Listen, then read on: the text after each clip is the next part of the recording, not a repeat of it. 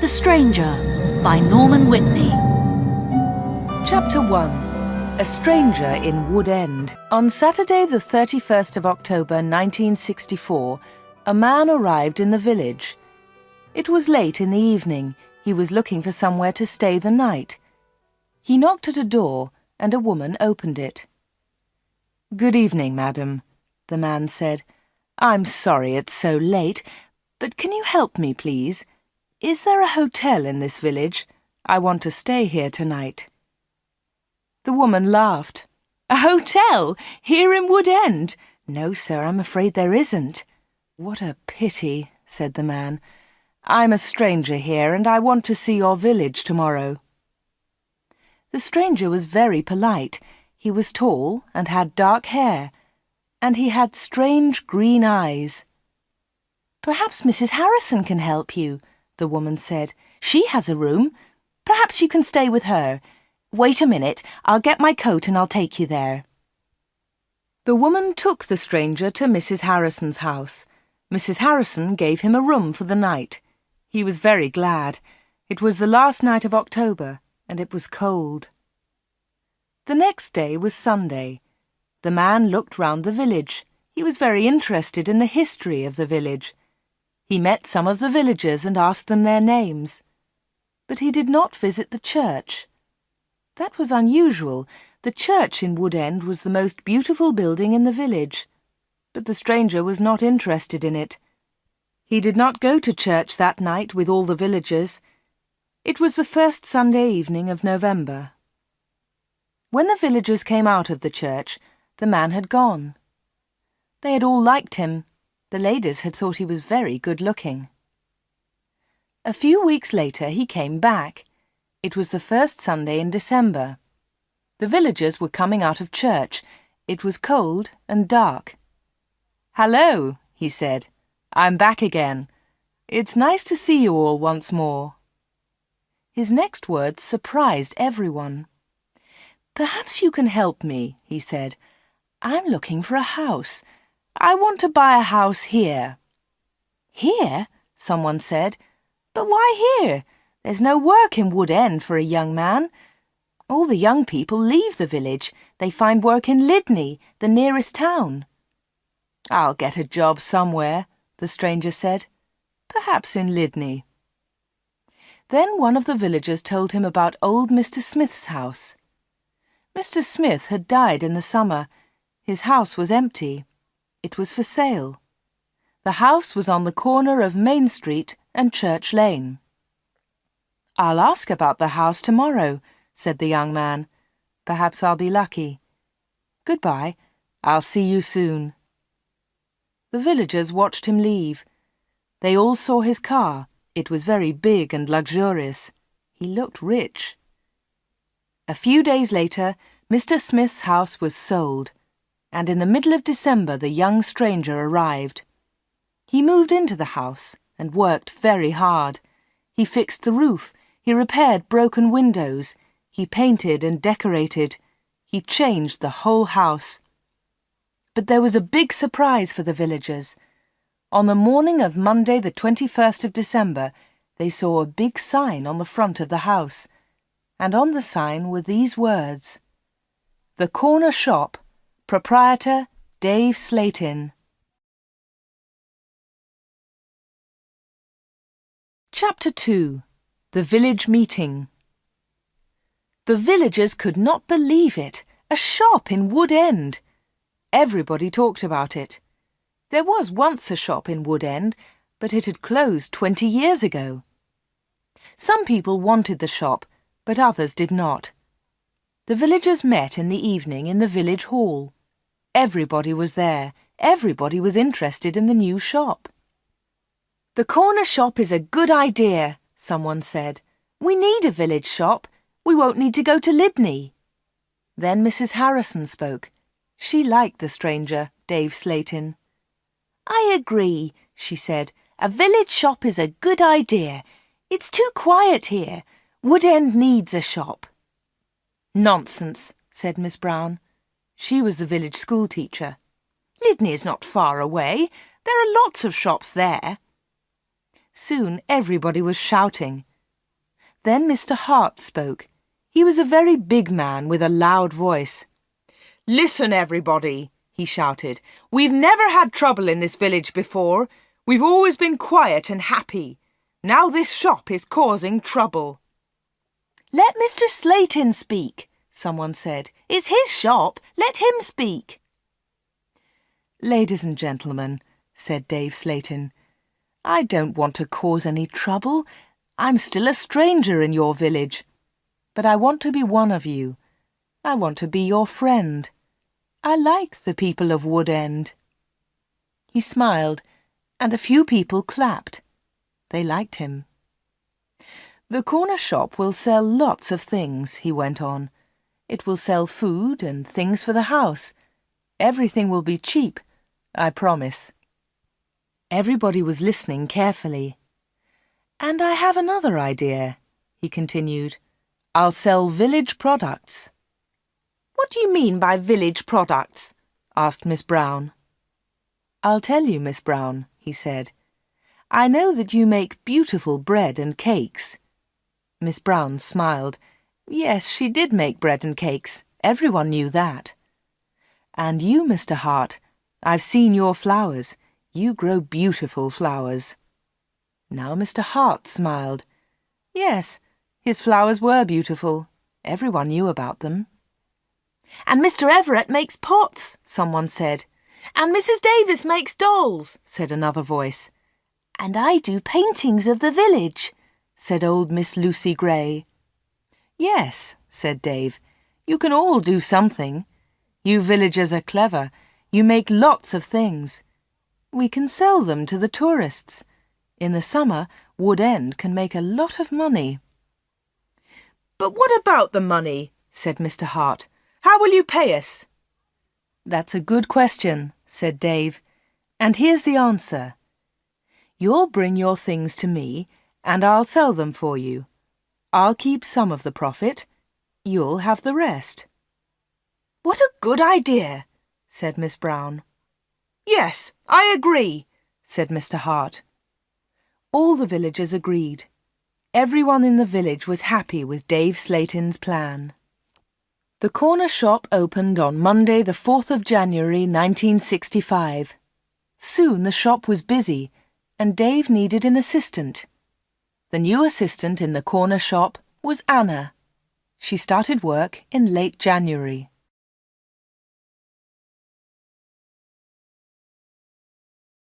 Chapter 3. The Corner Shop. Dave Slatin kept his promises. Things at the shop were good and cheap. "How does he do it?" asked Mrs. Harrison.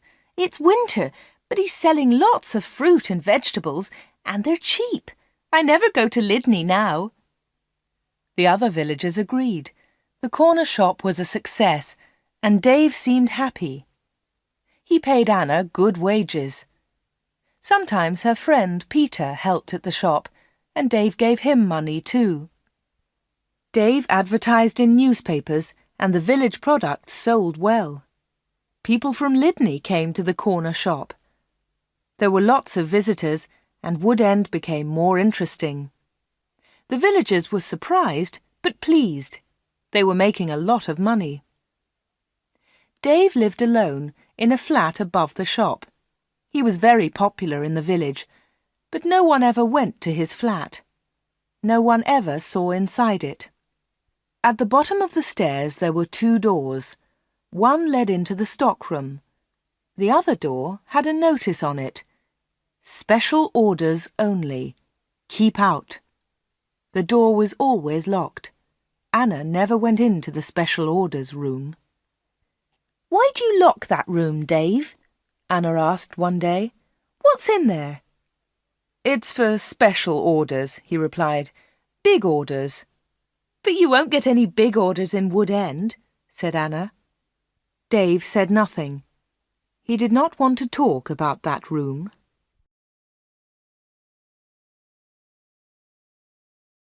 Chapter 4. A Beautiful Customer. For 3 months, everything was normal. Then, one day in April, an unusual customer came into the shop. The new customer was a very beautiful woman. She was wearing expensive clothes and arrived in a large car. "Is this the corner shop?" the woman asked. She looked round and seemed a little surprised. "Yes," replied Anna. "This is the corner shop. It's the only shop in the village." "I'm looking for Mr. Slatin, the owner of the shop," said the woman. "I think he's upstairs," said Anna. "I'll go and get him. Does he know your name?" "Yes, I think so," was the reply. "Tell him—" The woman stopped. "Tell him Miss Gordon is here, Miss Greta Gordon." Anna was amazed. "Are you Greta Gordon, the film star?" "Yes, that's right." The woman smiled, but she was nervous. "Wait a minute," said Anna. "I'll tell Mr. Slatin that you're here." Anna ran to the bottom of the stairs and called, "Dave! Dave! There's someone to see you!" "Who is it?" asked Dave from upstairs. "Miss Greta Gordon!" shouted Anna. "It's Greta Gordon, the film star!" "I'm coming," he said, and he came down immediately. "I'm pleased to meet you, Miss Gordon," he said. "Good morning," said Greta Gordon. She and Dave shook hands. She had beautiful hands, and she was wearing beautiful diamond rings. Anna had never seen so many diamonds before. Miss Gordon looked round. "Is this where you work, Mr. Slatin?" she asked. Once again she seemed nervous. "Yes," said Dave. "It's a small place, but it's big enough for me. Please follow me, Miss Gordon." Anna was surprised. Dave and Greta Gordon did not know each other. He did not call her Greta, and she did not call him Dave. He seemed to be in a hurry, and she seemed to be frightened. Anna watched them. Dave and Greta Gordon went to the back of the shop and into the special orders room. Greta Gordon was a special order customer. Anna thought that was very strange. She wanted to tell someone about Greta Gordon. Anna loved films. She wanted to tell Peter about the film star, but she had to stay in the shop. 10 minutes later, Greta Gordon came out of the special orders room. Dave went straight upstairs, and Greta Gordon came to the front of the shop. The film star looked terrible. She was pale. She was crying. Her eyes were red with tears. "What's wrong?" asked Anna. "Can I help you, Miss Gordon?" "No, thanks. I'm all right," said Greta Gordon. "Do you want to sit down?" said Anna. She got a chair, and the film star sat down. "Shall I get the doctor?" said Anna. "No, no," said Greta. "Please tell no one about my visit here. Please tell no one."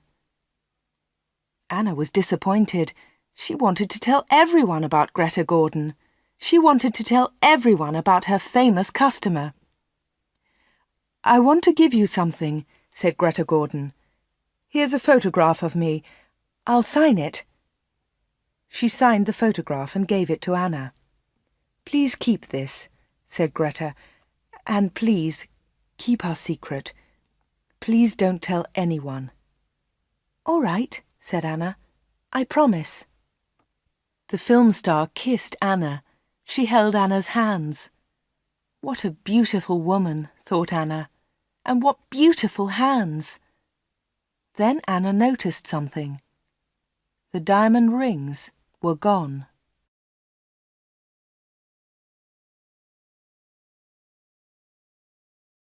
Chapter 5.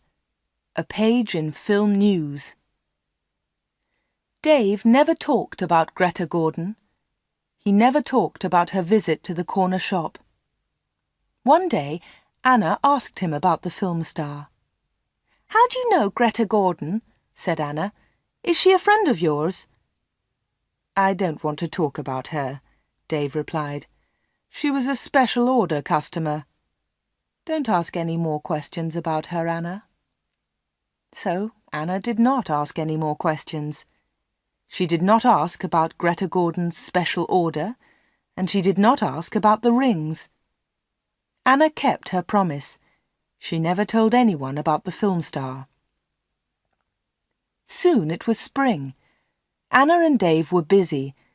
Mr. Hart brought lots of flowers to the corner shop, and Anna sold them to the tourists. There were lots of tourists that year. In May, Peter asked Anna to marry him. She said yes. They became engaged.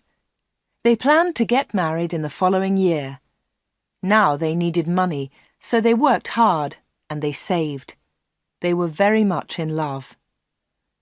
On Saturdays, Peter played football or cricket, and Anna often went to the cinema in Lydney. He enjoyed sports, and she loved watching films. One day, Anna was reading Film News. This was a magazine about film stars. She turned the pages. There was a picture of Greta Gordon. Anna was pleased. What a surprise! Beautiful Woman was going to be a big film, and now Greta Gordon had the star part. Anna wanted to tell Peter about Greta, but she kept her promise.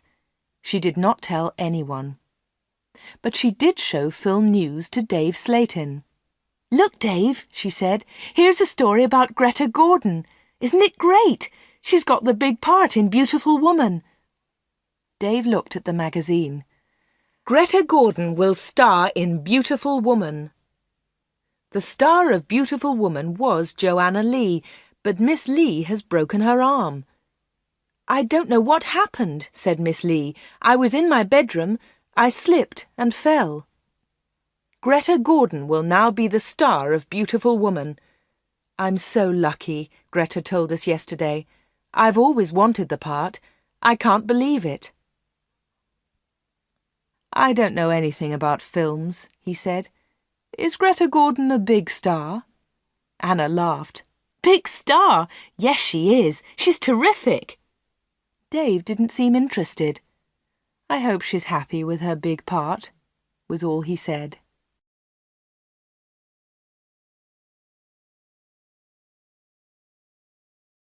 Chapter 6. A Quick Kiss. Summer tourists were arriving in Wood End. The weather was beautiful and the shop was doing well. But Anna was not very happy. She often thought about Greta Gordon's visit. Why had she come to see Dave? What had happened to the diamond rings on her fingers? There was another problem. Anna loved Peter and she was going to marry him. But she liked Dave too. Dave was older, but she liked him. All the women liked him. But Anna was very close to him all day. In the daytime, Anna was with Dave. In the evening, she was with Peter. Anna was living two lives. One life was with Dave, the other life with Peter. Then one Friday, Dave surprised Anna. "What are you doing tomorrow?" he asked her. "Would you like to spend the day with me? We can go anywhere you like. We can go in my car." "I'm sorry, Dave," said Anna, "but Peter wouldn't like it." "Don't be silly," said Dave. "We won't go far. I'll close the shop at lunchtime, and we can go to Lydney." Anna wanted to go with Dave, but she was worried about Peter. "Don't worry about Peter," said Dave. "He's always busy on Saturday." Anna thought for a moment. "All right," she said. "You take me to the best cinema and to the best restaurant. Then I'll come with you." "Of course," laughed Dave. "Anything you want, Anna." So the next afternoon, Dave and Anna went together to Lydney. They had a good time.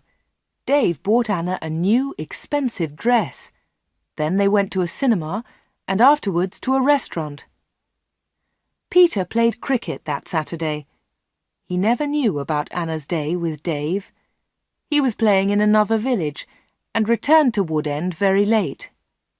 Dave and Anna were also very late. Dave stopped his car near the corner shop. The night was warm. "Thanks, Dave," said Anna. "It was a lovely day." "I enjoyed it too," said Dave. He put his arm round her shoulders and kissed her. It was a quick kiss, but for Anna, it was wonderful.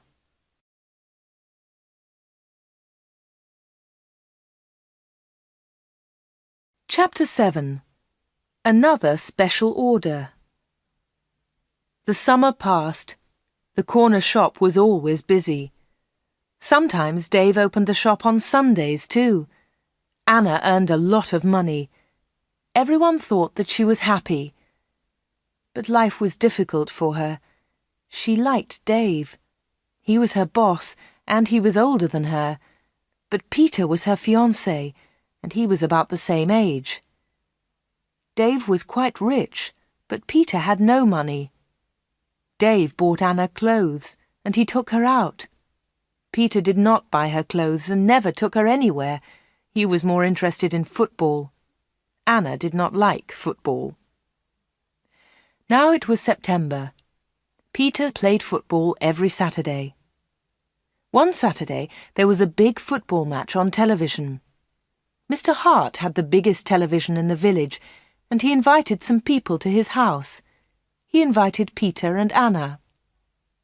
On Friday, the day before the match, Anna was working in the shop all day. At 5 o'clock, she locked the shop door. 2 minutes later, the bell rang, and Anna went to the door. There was a young man outside. He was carrying a small case.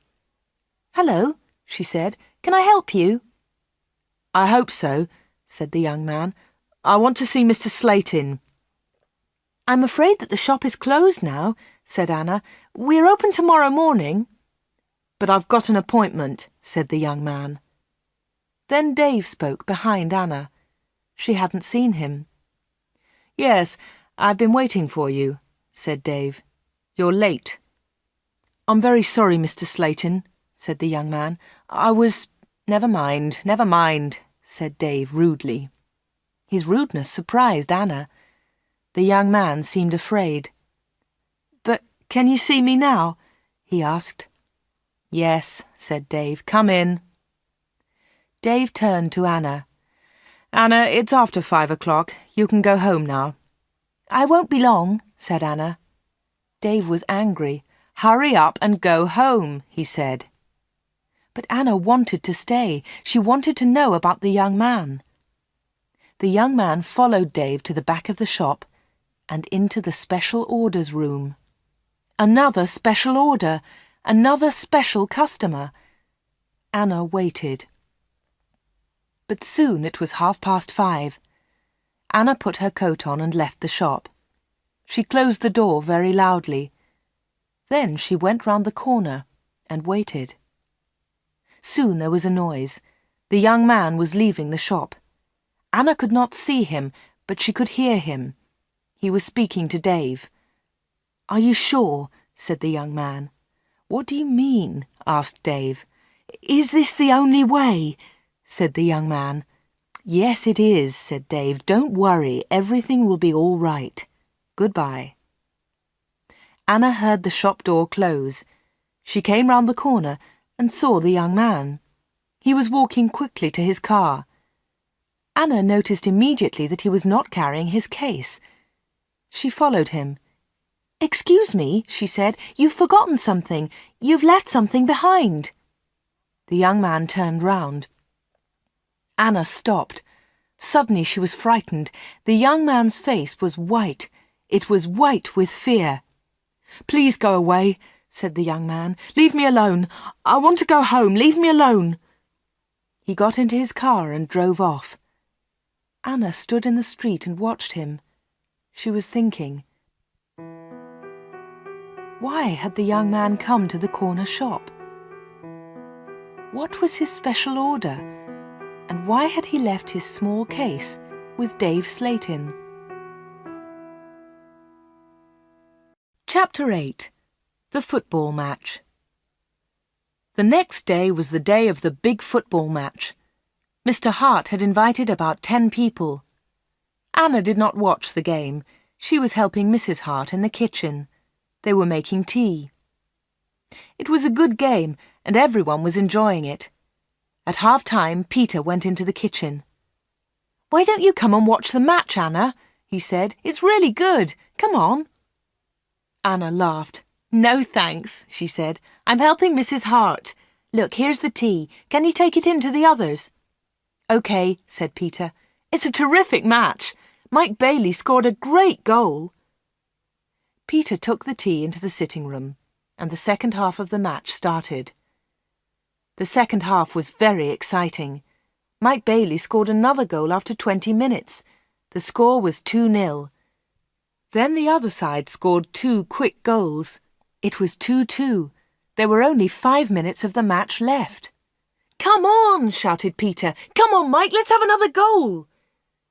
In the last seconds of the match, Mike Bailey scored the winner. It was his 3rd goal of the match. But something was wrong. The other team's goalkeeper was injured. Bailey had been very near the goalkeeper, and he had kicked the ball very hard. The ball had hit the goalkeeper's neck. Mrs. Hart and Anna came in from the kitchen. What's happened? Said Anna. What's wrong? It's Brian Thomas, the goalkeeper, said Peter. He's injured. It was serious. The goalkeeper had broken his neck. Later they all watched the news on TV. They saw pictures of Mike Bailey's 3rd goal. It was a great goal. They saw the ball hit the goalkeeper. It was an accident. The TV announcer said, "And now over to our sports studio for an interview with Mike Bailey." They all watched the interview.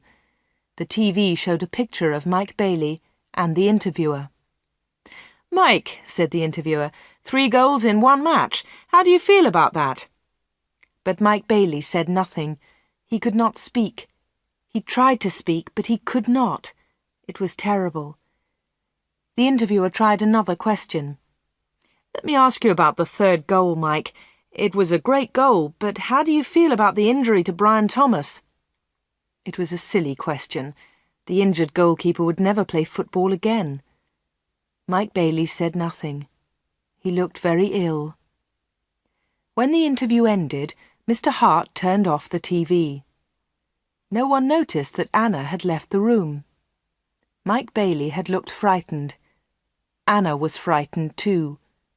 Mike Bailey and Anna had met before, the day before, at the corner shop.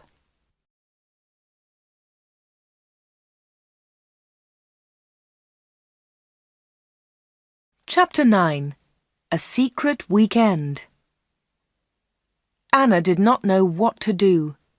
She was only 17, but sometimes she felt much older. She wanted to ask Dave about Mike Bailey and Greta Gordon. She wanted to know about special orders. She decided to wait. One day, Dave and Anna were alone in the shop. "How's Peter?"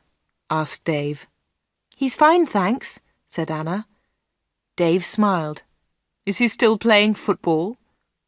"Of course he is," said Anna. Dave laughed. "You don't see him very much, do you, Anna?" "I see him 3 or 4 times a week," said Anna. "What about weekends?" Dave asked. Anna replied quickly, "I don't see him much at weekends. He plays football then." "When are you getting married?" asked Dave. "I don't know," she replied. "We haven't decided yet. Perhaps next year." "That's a long time."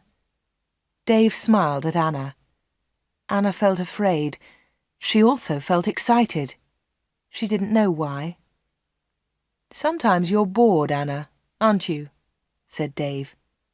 He looked into her eyes. "Yes," said Anna, "that's true." "Why don't you come away with me for a weekend?" said Dave. "We can go to London." A weekend in London! Anna had only been to London once for a day. Anna was excited, but she was also afraid. "I don't know," she said. "I must think of Peter."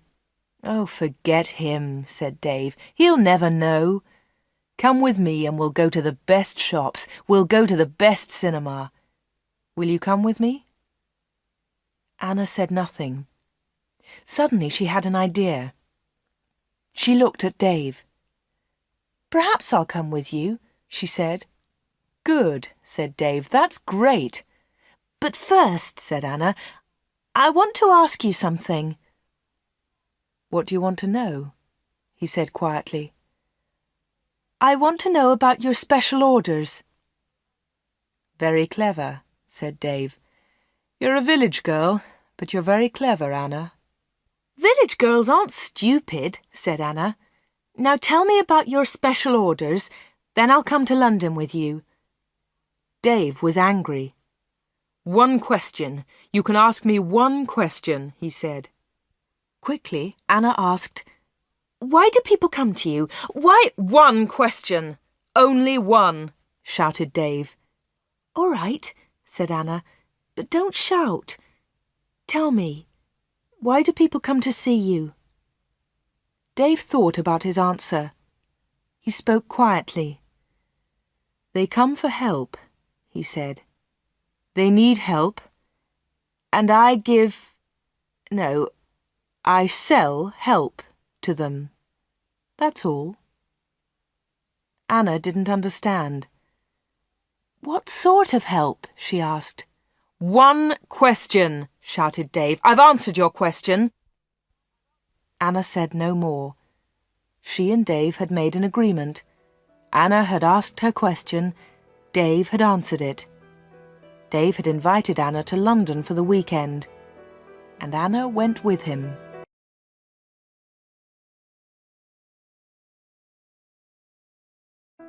Chapter 10. A Quarrel. Anna enjoyed the weekend. They arrived in London late on Friday evening and stayed at a big hotel. On Saturday they went shopping, and in the evening they went to a cinema. On Sunday they went to a park. They came back to Wood End on Sunday evening. It was the last Sunday in September. On Monday, Anna went to the shop. It was not so busy now. Summer was over. Most of the customers were villagers. It was a cold autumn.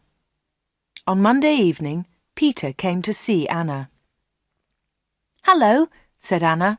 "Did you win on Saturday?" "No," said Peter. "We didn't win, and I didn't play." Anna was surprised.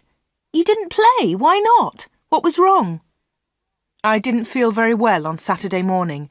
I stayed in Wood End. I was in the village all weekend." Anna's face was red. Her voice was quiet. "Are you feeling better now?" she asked. "No," said Peter, "and you know why." Anna tried to look surprised. "Me?" she said. "Oh, Anna," said Peter, "you know what's wrong. It's you and Dave Slatin." "What do you mean, me and Dave Slatin?" said Anna quickly. "You went away with him on Friday evening. Someone saw you in Dave's car." Anna tried to explain. "Oh, it's nothing," she said. "Dave and I went—" "Shut up," said Peter. "I don't want to know, Anna. Don't talk about it." "But Peter," said Anna. Peter didn't listen. "I know he's got a lot of money. He can take you to places. He's from a big city. I'm a poor village boy, Anna. But you must choose. You must choose between Dave and me. You can't have both of us." "I know that, Peter," said Anna, "and I don't want both of you. But listen, Peter, I want to tell you about Dave. There's something very strange about him."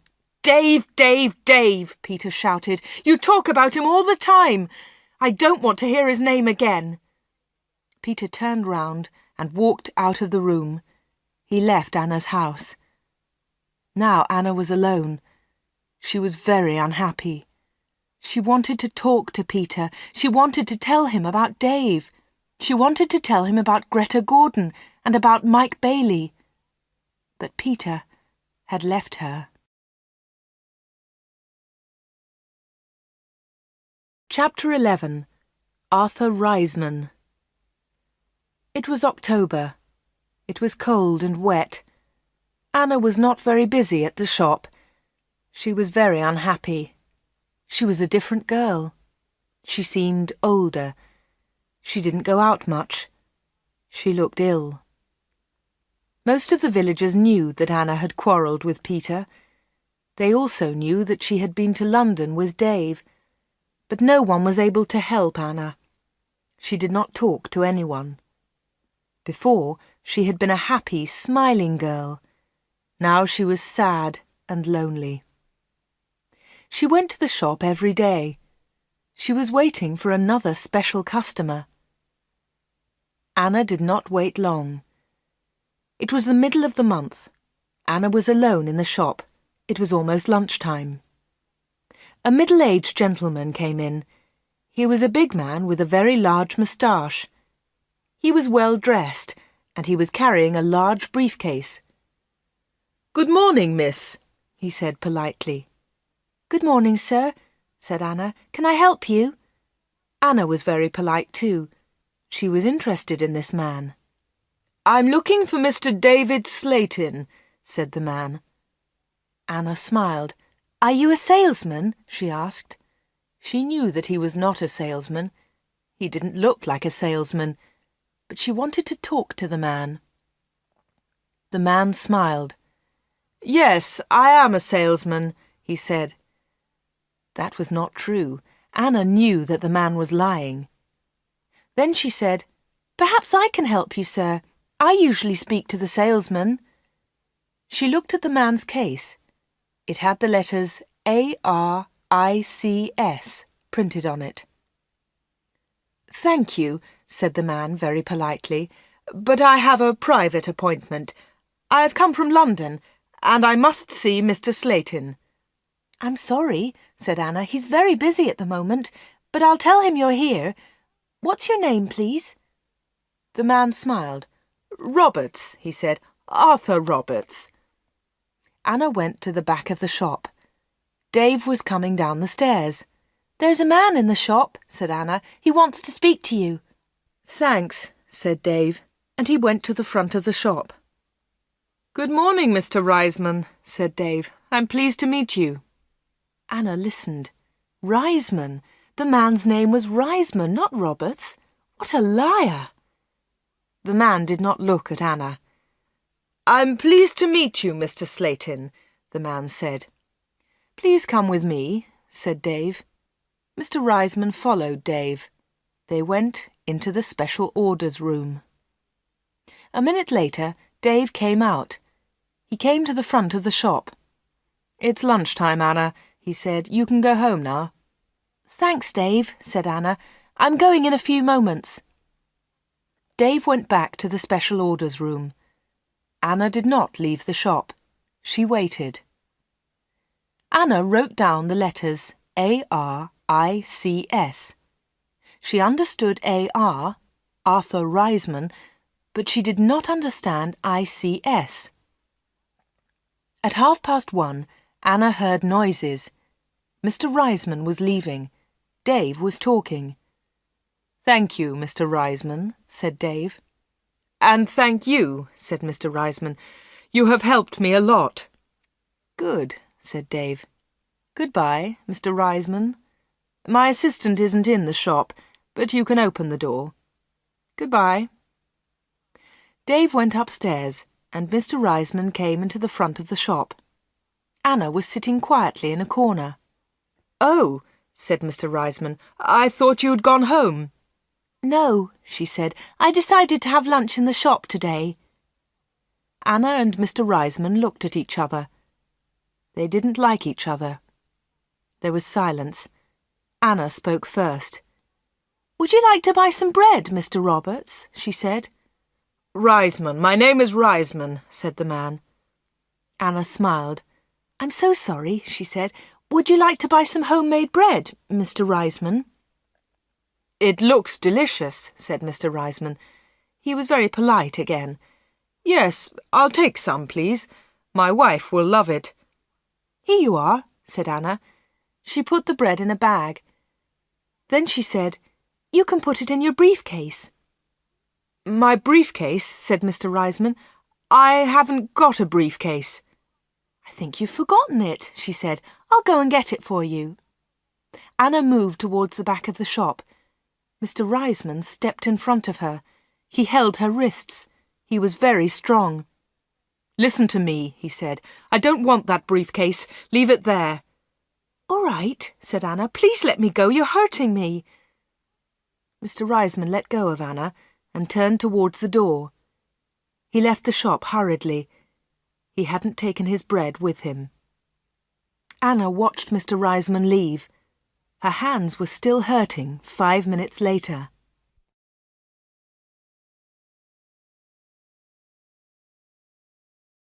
Chapter 12. Anna waits for news. Anna waited for some news about Mr. Reisman. She remembered Greta Gordon. The film star had visited the corner shop. Later there was news about her in a magazine. Mike Bailey had visited the corner shop too. Later there was a lot of news about him on TV. And now Mr. Reisman had visited the corner shop.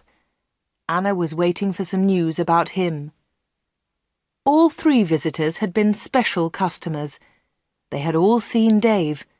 They had all been in the special orders room. And they had all left something with Dave. Greta Gordon had left her diamond rings. Mike Bailey had left his case. Mr. Reisman had left his briefcase. Anna wanted to find out more about the 3 special customers. She thought about Mr. Reisman. His case had the letters ARICS on it. She understood AR, but what was ICS? Perhaps Mr. Reisman was a businessman and ICS was his company. Anna looked in the newspapers, but she didn't find anything about ICS. She read the magazines. She listened to the radio. She watched TV. But there was nothing about ICS. Anna heard nothing. She saw nothing. Then she had an idea. She decided to go to London and find Arthur Reisman. It was a Friday. Early in the morning she left a note for Dave. She took the note to the shop. "Dear Dave," it said, "sorry I can't come in today. I'm going to Lydney. I'm buying some things for my wedding. Anna." The note did not tell the truth, but Anna didn't care. Anna took a bus to Lydney and then caught a train to London. She got to Paddington Station at midday. She got off the train and looked for a telephone box. The telephones were near to the entrance to the station, but the boxes were all full. She stood and waited. Then Anna saw the letters ICS. There they were. They were on a huge advertisement. Anna had found the answer to her problem. International Computer Services, ICS. Perhaps that was Mr. Reisman's company. Soon one of the phone boxes was empty. Anna rang the number, 222-8959. "ICS, can I help you?" said a woman's voice. "Yes, please," said Anna.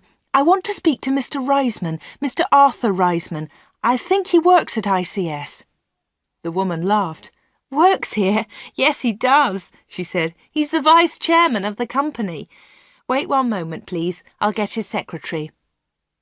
Then there was another woman's voice on the phone. "Mr. Reisman's secretary, can I help you?" "Yes, please," said Anna.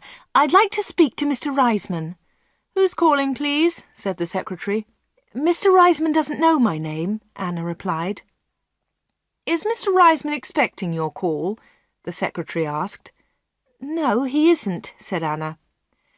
"I'm afraid he can't speak to you now," said the secretary. "He's at a meeting now, and he's flying to Switzerland in an hour's time." "But I must speak to him for a few minutes," said Anna. The secretary became annoyed. "That's impossible," she said, "but I can take a message." "No thanks," said Anna. "I'll call again next week. Will Mr. Reisman be back then?" "Yes, he will," replied the secretary. "Goodbye." And she put the phone down. Anna had found Mr. Reisman's company, but she hadn't spoken to him. Anna spent the afternoon in London. She went to see a film, then she had tea in a small cafe near Paddington Station. Her train left London at 6:30. She bought an evening newspaper and got on the train. Anna was tired, but she felt happy. After a few minutes, she looked at her newspaper. Anna was waiting for some news. There it was, on the front page. "Private plane crash near London. 6 dead, all from ICS. 6 people were killed this afternoon in a plane crash at Enfield near London. The plane was flying to Switzerland. The passengers were all from International Computer Services, ICS. Among them was Mr. Alfred Gluck, the chairman of ICS. Mr. Arthur Reisman, vice-chairman of ICS, told us, "I'm lucky to be alive. I was at a meeting today. The meeting went on for a long time, and I didn't catch the plane." Mr. Reisman will probably be the new chairman of ICS.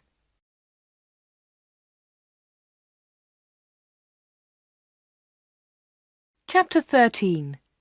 The Special Orders Room. Anna got home about 10 o'clock. She turned on the radio and listened to the news. The chairman of ICS was dead, and Mr. Reisman was the new chairman. Anna didn't sleep that night.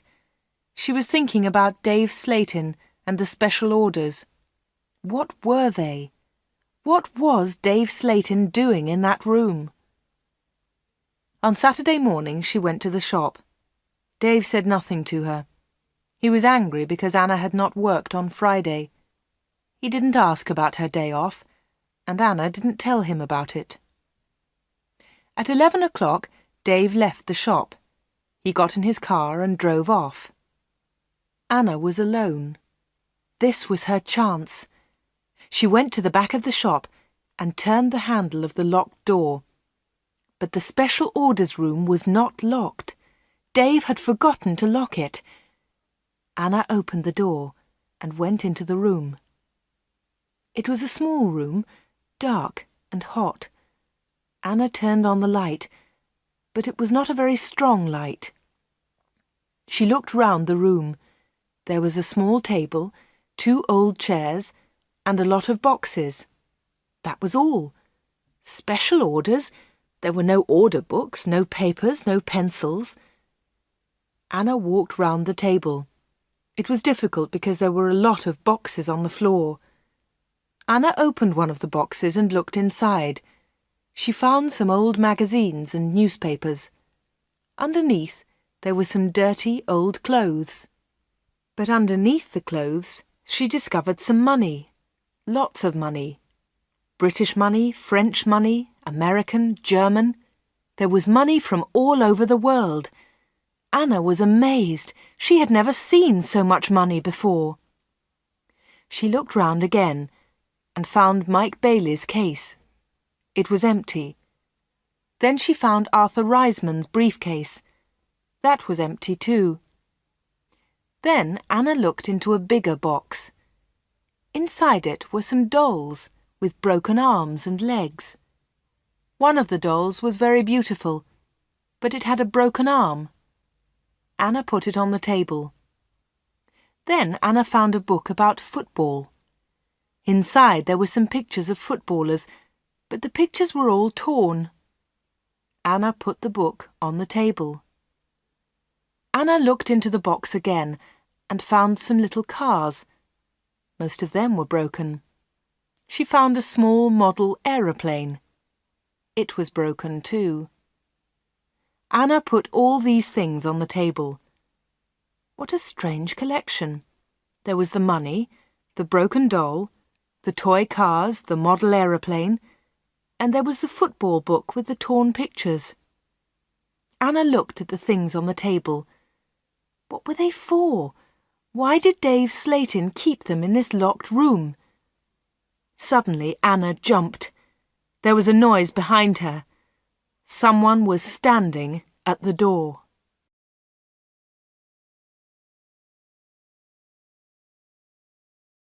Chapter 14. The Special Customers.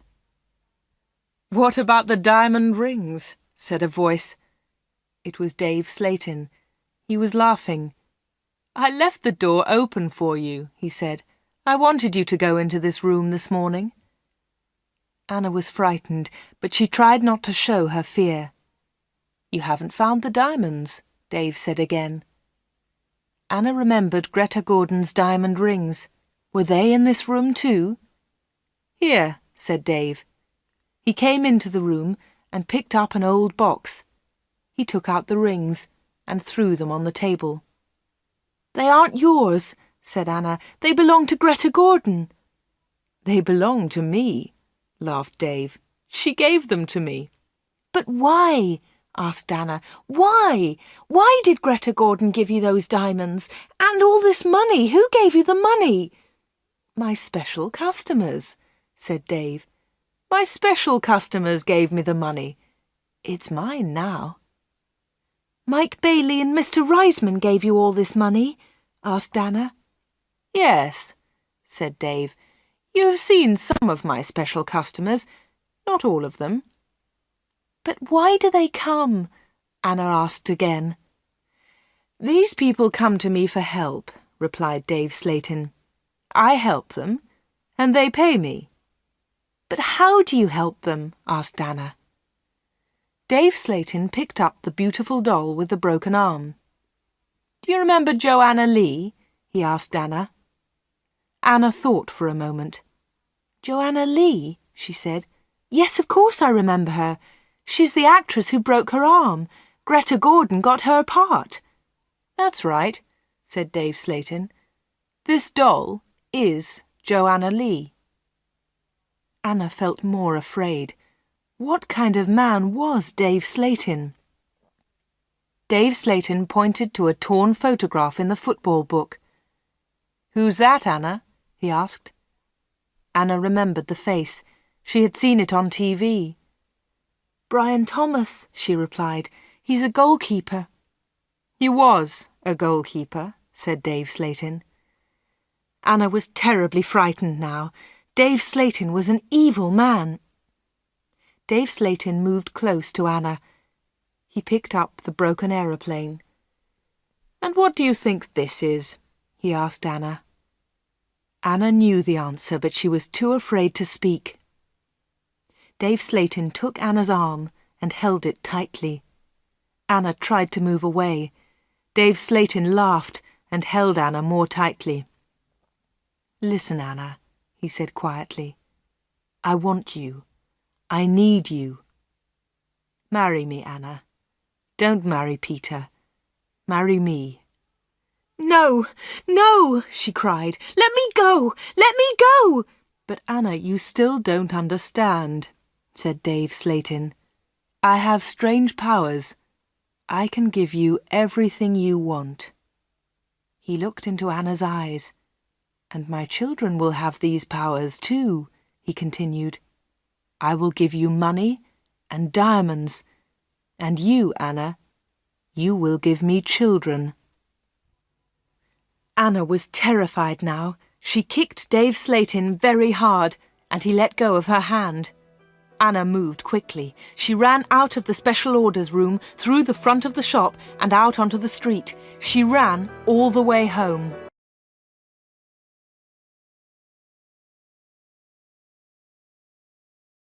Chapter 15. The 31st of October. When Anna got home, she felt terrible and went to bed. In the evening, Peter came to see her, but Anna was ill in bed. "I'll come and see Anna tomorrow," Peter told Anna's mother. Again, Anna did not sleep all night. The next day, Sunday the 31st of October, was a terrible day for Wood End. Anna stayed in bed. She had a fever, and her mother phoned the doctor. The doctor came immediately. "Anna's very ill," said the doctor to Anna's mother. "I'm worried. I don't know what's wrong with her. I'll come back again tonight." That afternoon, Peter came to Anna's house. He tried to speak to Anna, but she was too ill. He sat quietly beside her bed. At about 7 o'clock, Peter heard shouting in the street. He went to the window and looked outside. People were running and shouting, "Fire! Fire! Fire! There's a fire at the corner shop!" Peter ran out of Anna's house and into the street. There was a big fire on the corner. The shop was in flames. Nobody could see Dave Slatin. "His car's here," said Mr. Hart. "Dave must be inside." Then the villagers saw him. He was standing at an upstairs window. "Jump, Dave!" they shouted. "Jump! Save yourself!" But Dave did not move. He was standing at the window, and he was laughing. Some of the women in the street started screaming. Mr. Hart tried to run into the shop, but the others pulled him back. Flames were leaping up from the shop. The flames reached Dave Slatin. The villagers saw that he was still laughing. That was the last time they saw him. The flames hid him completely. No one was able to save him, and no one ever saw him again. Peter went back to Anna's house. The doctor was in the kitchen, talking to Anna's mother. Suddenly, there was a scream. They ran upstairs to Anna's room. Anna was dead.